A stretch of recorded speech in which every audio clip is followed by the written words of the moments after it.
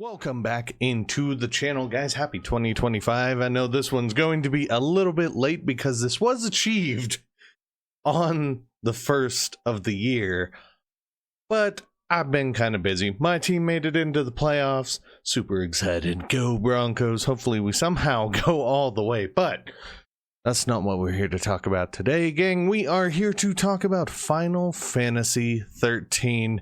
Yes, that one.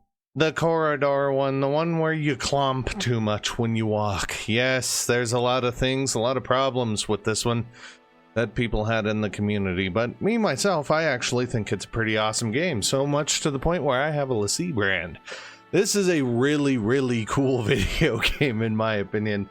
And that is why for the third time, I have completed the achievement list. Yes, I completed the Xbox 360 achievements, the PS3 achievements back in 2020, and now finished this one up on the PC Game Pass and clear definitive version of this game. So if you are interested in playing Final Fantasy XIII, 13-2, or Lightning Returns, God, go get it on the PC through the PC Game Pass and everything. They had them available through Game Pass, but when they pulled them, they were available for separate sale. These are by far the best way to do it. Sadly, the Steam versions of these games require some serious patching and fun to get them running optimally. But yeah, I digress. If you're going to go down the road and don't want to dig out the old 360, and maybe you're not into getting the trophies and digging out the old PS3, this is going to be the best way to play these games. Alright, I have gone through this list a bunch of times, but I have never gone through this list on the YouTube channel. So, we're just going to take it from the top, gang. Any of the instrument trophies. Instrument of Faith from Instrument of Fate. Wow, that's pretty close. Those are story related, so as long as you're playing the story, you're gonna get a good chunk of gamer score. Also, Lore Master should come naturally. Discerning the full attributes, that's just one of your abilities throughout the game, is to use Libra as like a summon technique of sorts. When you use that, it discerns the attributes of said enemies that you're doing, so that should naturally come. Going back to the end game, being able to hit these in the same battle can sometimes be difficult because you do have to, you have a 3-fight stretch to be able to beat the game. And this particular one is a 5-star battle rating in the battle to determine the world's fate, which is, I believe, the final fight. So you got to get through 2 bosses to even get to this one, and then you better bring your A game.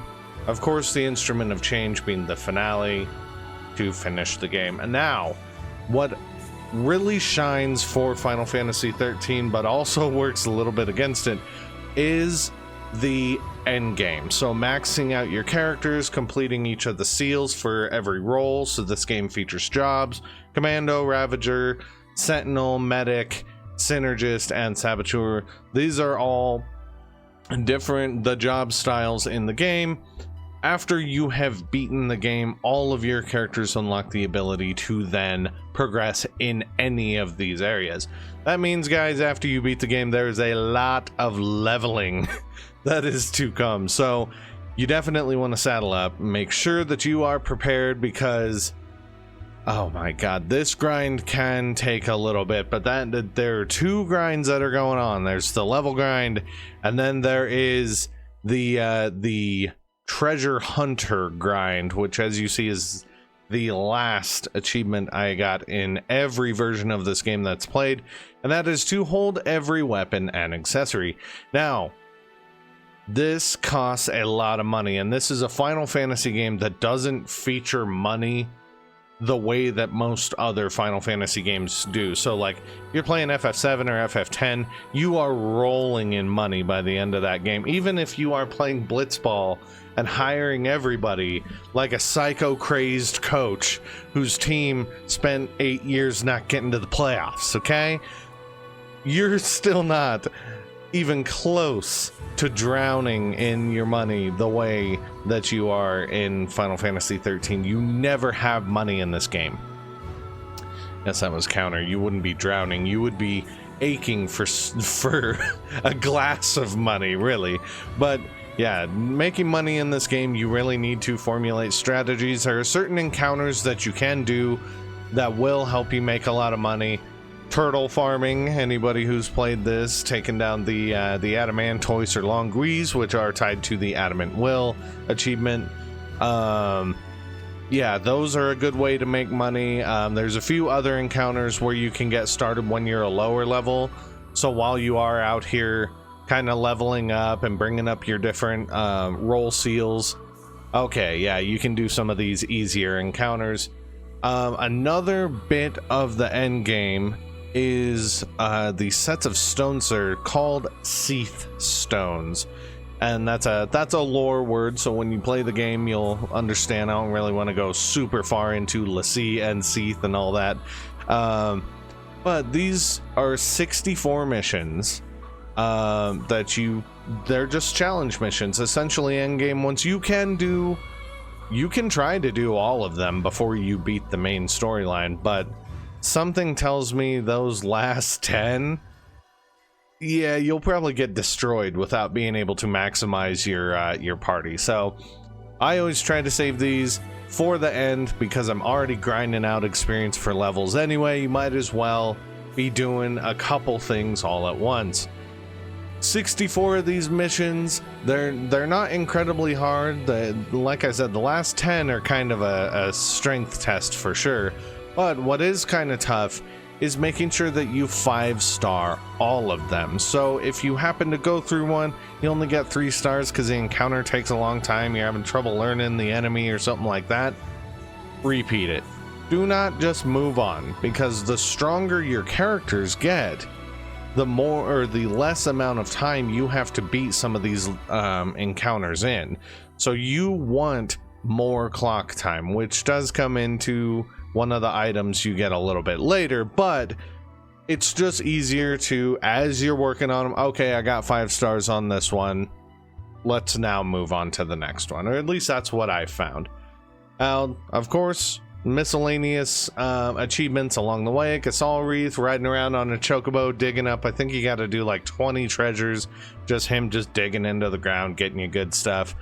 And then some of the more fun ones, for things like crushing somebody for 100,000 plus damage, you know, and fighting a giant cactar, for example, are all just all just great, honestly. Like this list, I've told people who have thought about starting this game, is, hey, the main story is really solid.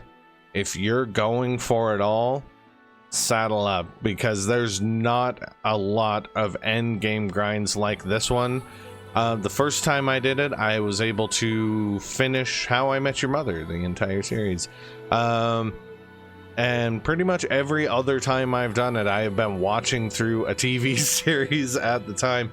This most recent time I was repeating Lost, gang. So hey, if you need to catch up on a TV show and you're level grinding, this is a great game to do that in. I'm not even kidding, guys. So, God, we will be moving on. Obviously, this being the first completion of the year, I definitely wanted to highlight it. It's a really cool game, and if you have been wondering about Final Fantasy XIII in general, whether or not it is good, whether or not, you know, oh, I didn't like it at first, maybe I should revisit it. Hey, on the PC through the Game Pass, over there, if you can get it, that's just honestly an ideal way to do it, and gives you a fresh achievement list as well. So say you've been crazy like me and completed it before, you want to go for another round, it is worth it. It's a lot of fun. Of course, I want to hear from you guys, though. What do you think of Final Fantasy XIII in general? And, of course, the achievement list and end game for it. Let me know if you guys got any cool stories, any fun leveling techniques, what have you about this one. But anyway, guys, I am going to leave this one here, but I will see you in the next one. Hey everyone, I hope you did enjoy that one, because I totally did. Of course, if you are needing to stay up to date with all things on the channel, whether it be random Let's Talks, speedruns, audio commentary, or video commentary, maybe consider hitting a like, subscribe, and of course leaving a comment so you don't miss out on the action. Have a good one, guys.